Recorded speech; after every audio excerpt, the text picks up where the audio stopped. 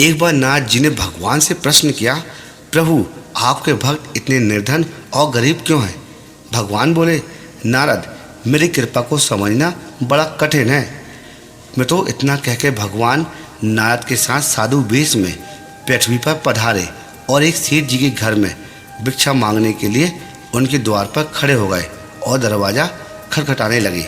सेठ जी बिगड़ते हुए द्वार पर आए और देखा कि दो साधु खड़े हैं। भगवान बोले, भैया बड़े जोरों से भूख लगी हुई है, थोड़ा सा भोजन मिल जाएगा? सेठ जी ने बिगड़ते हुए बोले, तुम दोनों को लाज नहीं आती है? तुम्हारे बाप का माल है क्या? काम करके खाने में लाज आती है? जाओ जाओ किसी होटल में भिक्षा मांगना। नारद जी बोले, देखो प्रभु, ये आपके भक्त और आपका निरादर करने वाला सुखी प्राणी, इसको आप श्राप दीजिए।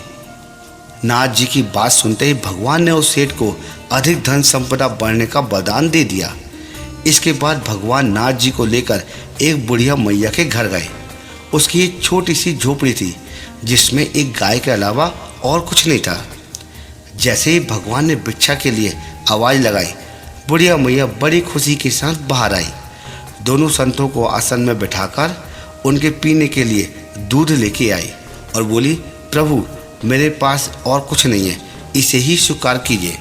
भगवान ने बड़े ही प्रेम से स्वीकार किया। तब नारद जी भगवान से कहा, प्रभु आपके भक्तों की इस संसार में कैसी दुर्दशा हो गई है, मुझसे तो देखी भी नहीं जाती है। ये बेचारी बुढ़िया मैया आपका दिन रात भजन करती है और अतिथि सत्कार भी करती है, आप इसको कोई अच्छा सा आशीर्वाद दीजिए। भगवान ने थोड़ा सोचा और विचार किया और उसके बाद उसी गाय को मरने का अभिशाप दे डाला। ये बात सुनकर नारद जी बिगड़ गए और कहा, प्रभु ये आपने क्या किया? भगवान बोले, ये बुढ़िया मैया मेरा रोज़ भजन करती है और कुछ दिनों बाद इसकी मृत्यु हो जाएगी। मरते समय इसको गाय की चिंता सताएगी कि मेरी गाय को कोई कसाई न ले जाए। मेरे मरने के बाद मेरी गाय की देखभाल कौन करेगा? तब इस मैया को मरते समय मेरा स्मरण नहीं होगा, बस गाय की चिंता सताएगी और वो मेरे धाम नहीं जा पाएगी और वो गाय की योनि में चली जाएगी।